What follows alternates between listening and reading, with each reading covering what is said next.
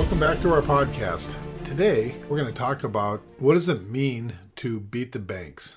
In fact, we have a website called beatthebanks.life, L-I-F-E. And in there, we start our journey to talk about what is it we're really trying to accomplish. So let's start off with the premise that everything we hear on the internet just might not be true. I know it's a crazy thought, it's a crazy idea, but let's just start with that idea that everything that's on the internet just might not be true. And so we challenge people to think objectively, to do their research, to have an understanding of who they are, where they want to be, what they want to see as balance in their life, from their finances, occupation, spiritually, in their family. Do we have proper balance in our family is a huge one that we like to talk about because it's important that you have that balance everywhere. But all these areas and have an abundance, not so much balance, that's probably the wrong word. I'm going to say abundance because that's really what we want. So much abundance in those areas that in essence float all the boats, all the other boats. So a lot of the conversations we have is around the financial aspect. Do we have abundance financially? So we're all out there trying to search and understand what's going on. Is there a better way? I like the idea of questioning conditioned thinking. I've done multiple podcasts on the Wade Borth podcast about how do we challenge conditioned thinking. And here on Beat the Banks podcast, who I just happen to be the guest host today, we're going to talk about that a little bit and say, what does that really mean? So, and where am I getting this? Where am I even having this discussion with you today? It's because lately I've been listening. I don't listen to a lot of stuff on social media, but I get a lot of stuff sent to me. And boy, there's a lot of nonsense out there. A lot of things that people, I think, have a tendency to want to hear. It fits kind of their narrative because it helps, because that's where their understanding is. That's where they want to go. Versus are they really being educated so they know what to do? Are they being empowered, or are they just somebody saying something to them because that's what they want to hear, and their bias is like, I want to be able to do those certain things. And so I'm not going to go into the silliness, but what I want to do is just lay out what does beat the banks mean, and why do we teach this, and why do we have this discussion with people? So a lot of times people will say they want to talk about the infinite banking concept, but I'm going to go a little bit more rudimentary than that. I'm going to say, why do we have to go to the Wells Fargo of this world to find and to get use of dollars? And that, in essence, what Nelson talked about in his book is the problem. Why do we have to go to other institutions to borrow money? The biggest answer to that is because we haven't saved enough to do it ourselves. So let me just rephrase. I know it's a controversial subject. We haven't saved enough of our own dollars, put that money away, to be able to do the financing we want to do in life. And we always think there's a shortcut. I had an agent that I was working with, and he was making the conversation with somebody. He's like, hey, this is too complicated. This is too hard. I want something quick and simple. I'm like, well, this is quick and simple if you make it. Hard things are hard, so let's not make this any harder than it has to be. And quite frankly, it's pretty simple. And the point is, you just have to save more of your dollars. You have to beat Parkinson's law, what Nelson talks about in his book. And again, we can talk about that later. So we need to beat Parkinson's law, save a little bit more of our dollars. And what's that amount? It's somewhere between 10 and 30%. It's pretty straightforward. Let's just imagine you save 20 or 30% of every dollar you ever made in your lifetime. How much money would that be?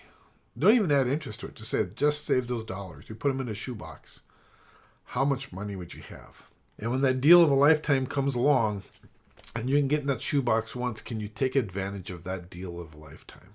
And then once that deal of a lifetime comes along, what are you doing to fill back up that shoebox? So what I described there for you was this idea of infinite banking. Save enough dollars. When you put it to work, make sure you fill it back up. Pretty straightforward. But people want to complicate it. They want to make it all about borrowing strategies. How much money are we borrowing, and is the 4.7% interest better than the 5% interest, and are we earning more, compounding? They can really mess things up. And I'm going to approach this from the standpoint of that I'm a farm boy from North Dakota. That's who I am. I was born and raised on a farm. My dad passed away when I was young. I continue to work for farmers. I love the agriculture idea. That's a whole other conversation we can have. I've done multiple podcasts on this idea that what it's like not to have a father and or any resources left from my mother. because we didn't have any life insurance. But that's a separate conversation. You can find that at the Wade Borth podcast. But today we're here to talk about, again, I'm a farm boy. So I'm going to put this in real simple terms when it comes to my garden. So I go out to my garden, and there's a lot of things in my garden that are just garbage, the weeds. And so those are the easy ones to hoe out. And I think, if people are out there looking for certain things, somebody might say, oil and gas, gold and silver, that's not what you want. It's easy to hold those things out. Where it gets to be a little bit more complicated, I don't know about complicated either. Just this idea of, for example, I got my beans in a row. I love green beans in the summertime, one of our family favorites. But cilantro grows right in with the beans. Now, we love cilantro. We love fresh pico with our fresh tomatoes and our fresh onions. Those are all fabulous things. But I don't want my cilantro in with my beans. They just don't belong there. So, and I kind of see this idea of infinite banking and using it for all kinds of different things to, buy things that aren't important to us as just like that cilantro. That's a separate conversation. I might want access to my money to do certain things, but more importantly is I want my money to be safe, secure, guaranteed, liquid when I want it. So I want my row of beans. So I need to get rid of everything else that's not my beans. That one purpose, that one cause for those dollars is important. And when I want to use it, then I can go ahead and use it. So hopefully that helps people understand a little bit more about the noise that's out on the internet. Again, I'm going to put it in the shoebox. The whole idea behind infinite banking is pretty straightforward. So I'm going to put my money there in the shoebox. But now we're going to talk about, first off, it's savings and saving enough money. Secondly, we're going to talk about the environment that it's in, because we don't want a corrupt environment. Again, I'm going back to my row of beans. I want my savings to be my savings. I don't want my savings to be savings and investments, because then you complicate life. So let's just make it savings. But where we save is very important as well. And so why are we using whole life insurance? It's because that's the only tool that gives us what we need and what we want. Let me say that again. It's giving us what we need and what we want in our savings vehicle. It's giving a long-term approach. Now again, a short-term approach versus a long-term approach, that's like having beans and peas mixed together. We can't have that. We have to keep them separate. But a long-term approach is like, what do I want in my long-term approach? I want, we've talked about this on previous podcasts, right? Professionally managed bond and real estate portfolio done at an institutional level that gives us bond-like returns and the tax treatments of munis, along with some tax-favored advantages when it comes to when a death benefit pays out, and a guarantee that the value is never going to go backwards unless I do something to make it go backwards. I mean, ultimately, from a long-term strategy, you can't find a better place to put your dollars. And so, again, the noise on the internet is talking about the process, or not even the process, but just this idea of what you can do with it versus having an understanding of what you're trying to achieve. How does it fit your goals and your dreams and your desires? My goals and dreams and desires for those dollars give me safety and security and certainty. It has nothing to do with investments. So when we're looking at this idea become infinite banking, we need to take a little bit more simpler approaches. Like, we need to save more money. We need to save it in a better environment. You're going to hear us say this a lot of times on Beat the Banks podcast, because ultimately that's truly what we need to do. If we want to become masters of that environment, of our garden, we have to make sure that the purpose and what we're using our money for we're being very purposeful about that, right? So this idea that we have to have a certain use for it. Now, it doesn't mean it can't do multiple things. My beans do multiple things in my garden, right? So they feed the bees that we have. They pick them to eat. We pick them to freeze. We pick them to freeze dry. So there's multiple uses of the beans. But the point in the garden is that we want to make sure that what we're getting is what we're expecting to get, right? And it fits our dreams and desires where we see this from a long-term perspective. And then another lesson that Nelson left us with was this idea of misclassification. So if you read Nelson Nash's book, Becoming Your Own Banker, he talked about this idea of misclassification. And this is where I think there's a lot of noise on the internet, because there's a lot of people out there, again, making a lot of noise, and the reason why they're doing it is because it's simple and it's easy, it's marketing, and it's wanting to sell kind of that very, make a buck real quick type of idea.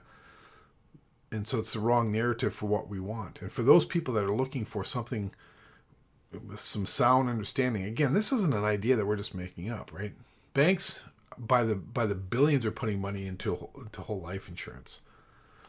Why are they doing it? So they can go out there and buy a watch or a Lamborghini? Absolutely not.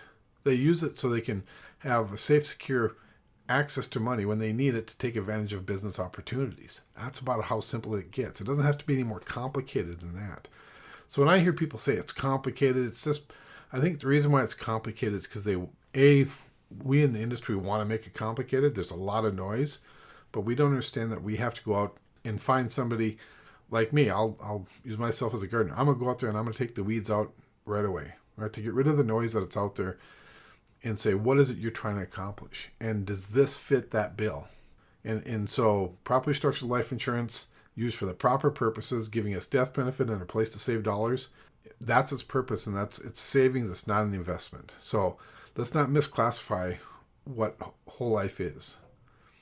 It is just that. It is a contract between like-minded people with a large business. These large insurance companies, they have professionally managed bond portfolios. They're doing this at an institutional level. And the whole idea at the end of the day is to bring you value. Bring the value of a promise that they make today that they're going to have to keep 60, 70, 80, 100 years from now. That's the beauty of these contracts. So when we talk about IBC, again, don't make it difficult, don't make it complicated, don't make it any harder than it needs to be, but make sure that it serves your purpose and that purpose serves your dreams and goals.